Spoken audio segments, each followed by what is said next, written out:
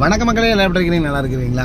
பாருங்க, ஒரு மனுஷன் 1 மணி நேரமாக கார் ஓடிக்கிட்டு இருக்குது, ஏசியும் ஓடிக்கிட்டு இருக்குது. பாருங்க, ஒருத்தி மூஞ்சியை தூக்கி வச்சுவேன் இந்த பக்கம் என் பக்கம் திரும்பி கூட பார்க்க மாட்டேங்கிறேன். என்ன காரணம்னு தானே கேட்குறீங்க?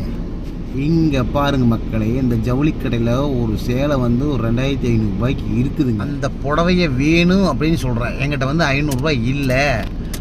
இருங்க, சரி இருக்கிறத கொஞ்சம் கம்மியாக இருக்குது. ஒரு நல்ல புடவை, இன்னொன்று புடவை இருக்குது, ஒரு 1700 ரூபாய்க்கு ஒரு புடவை இருக்குது. அந்த புடவை இருக்குது, அதுவும் பார்க்கலாம் அப்படிங்கிறா. சொன்னால் ஒரு துளி கேட்க மாட்டேங்குது. வண்டியில் குத்துக்கல் ஆட்டை உட்காந்துட்டு அவன் முகரையை பாருங்களேன். திரும்படி பார்த்தீங்களா? இப்போ தான் என் பக்கம் திரும்புகிறான். அதுவும் வீடியோ எடுக்கிறதுனால திரும்பி இருக்கிறான்.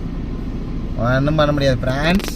அதுக்கு பின்னாடி பாருங்கள், எனக்கு பின்னாடி ஒரு பெரிய ஜவுளி கடை இருக்குது. இந்த ஜவுளி கடை வேண்டாமா, அங்கே போனாவே கடையோட பேர் பெரிய பேர். அப்பா நம்மளால முடியல. கொஞ்சம் சொல்லு, ஹாய் சொல்லு, நீயாச்சும் ஹாய் சொல்லிடு. வாங்கிக்கலாண்டி. அட பிச்சை எடுத்தாச்சும் வாங்கி தரேன் விடு.